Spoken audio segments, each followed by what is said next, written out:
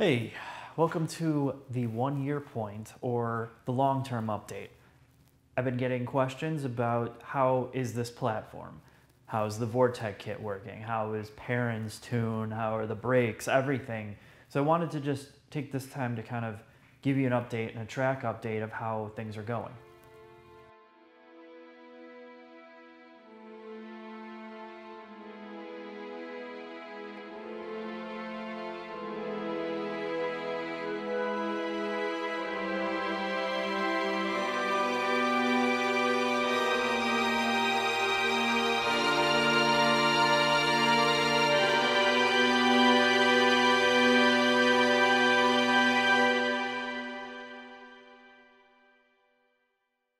So we headed out to Gingerman Raceway in Michigan for the 24-hour of Lemons race. So we got to run the Nerf in between that 24-hour race, and Turbowski was able to pilot his junk to fastest lap time of the day out of 50 cars. So he's got some real talent in piles of shit. So once we took this thing out, it was pretty clear. It felt good. Felt very good. And we're going to show you some laps here. So now you're going to get to take a 5-lap journey with this car, and there's multiple cameras mounted and under the hood audio, including in-car audio, so you get the most realistic ride-along experience possible.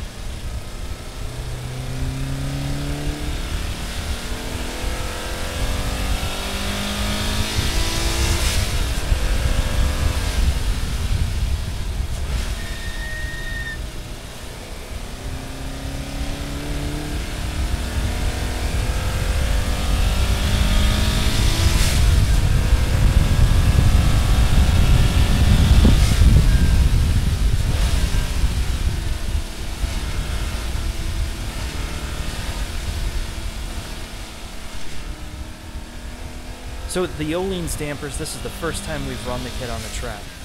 Took a couple sessions to get the clicker settings dialed in, but since they're single adjustable, it was super easy to do. I was just finding that neutral spot that gave you the confidence to push it in the corners. So it feels much better, much more controlled than the stock suspension was. Again, it's a confidence thing.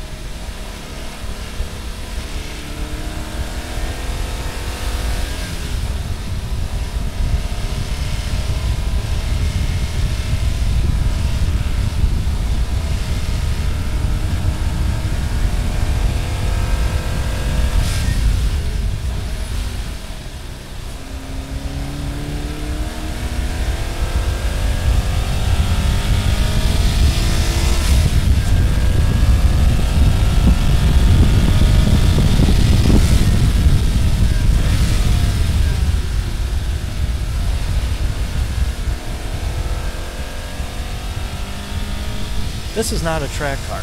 In fact, that would probably be easier to do. To make a car that's capable on the street and track with minimal anxiety is a chore to do. There's a lot of trade-offs to be made. But what we accomplished here was we fixed the problem that we had with the stock car.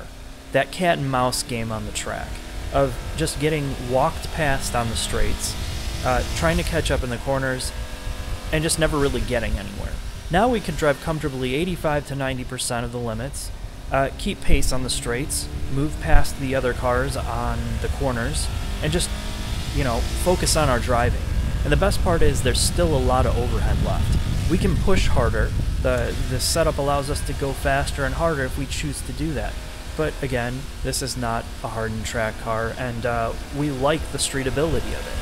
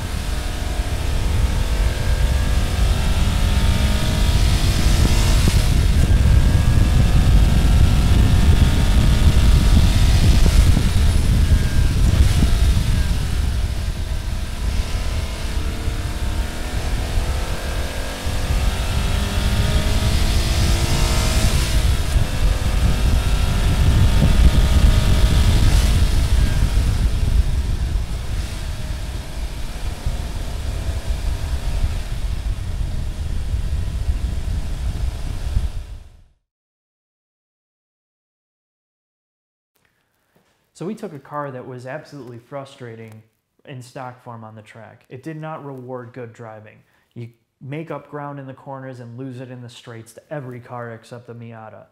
So now that we have all this, we get out on the track, we realize one thing. That 60 horsepower is more than ample for a track day car. It's reliable, it's proven, and I know a lot of people complain about this. How could you spend all this money for 60 horsepower? The thing is we're starting with 155 horsepower of the wheels. Now we have about 215 to 220, and we're able to keep pace with Porsche Caymans, Mustang GTs, older Model STIs, newer Model STIs. These are the cars that people can say, why didn't you get those? We have obtained our goal. We're able to now keep pace and pass these cars, and they never get past us again. What does it mean? Absolutely nothing.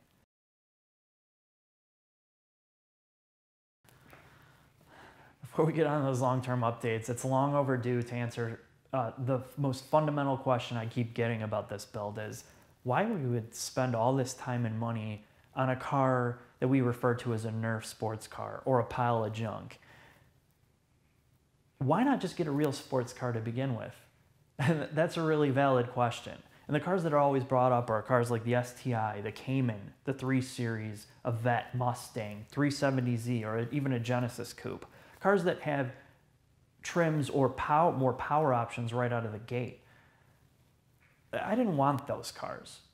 I came from an Exige and an S2000, multiple S2000s, and then spent 3 years karting with Turbowski. This car offers a huge part of those nimble light cars that I wanted. But what I really wanted was a trim level like an STI or a TRD that just wasn't riced out bullshit body kits. Something with real power to compete with those sports cars. We didn't get that. So what we attempted to do was, what would it be like if we had that trim level with the horsepower and all the things that we wanted? Would it be a great car then to us? And that's why we took this journey.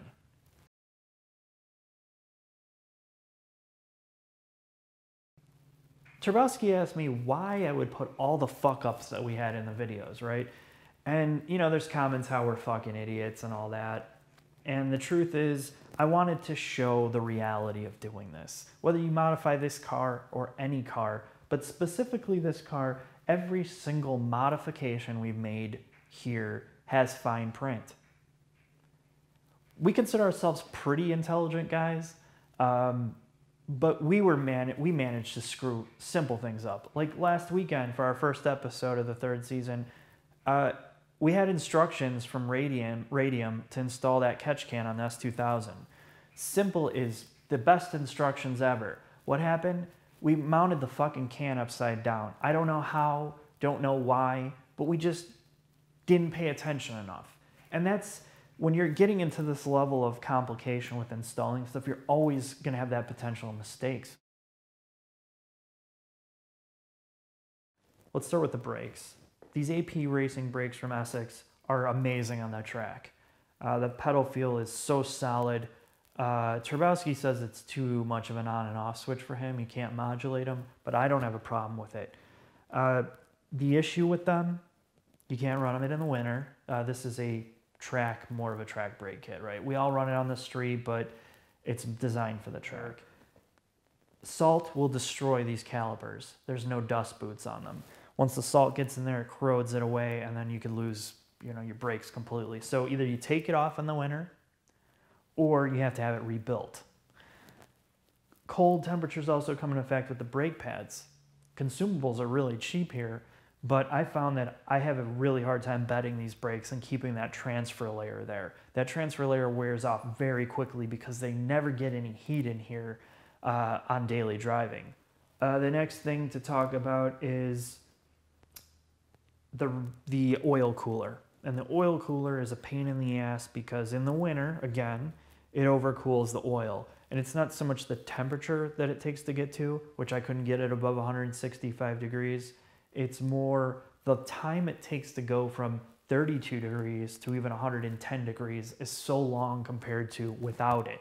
So that initial warm-up phase is where all that engine wear comes from, when that oil is cold, way too long. So either you have to unplug the sandwich plate from the oil cooler or block off the oil cooler with cardboard in the winter, which is still probably not going to work all that great. Next thing is the Vortech Blower. I still have a problem with the piping being too close. There's not a lot of clearance, so you have to constantly keep an eye on your pipes. Also, it doesn't have a warranty below 25 degrees Fahrenheit. And my blower sounds bad in the cold. It really has to warm up before it sounds workable. There's a guy locally who's run his in 0 degree starts, and he hasn't had an issue, but it's something to be aware of. The Perrin tune for the kit for all this, right? I bought this as a package from Perrin. The supercharger, the oil cooler, all the stuff that goes along with it came straight from them.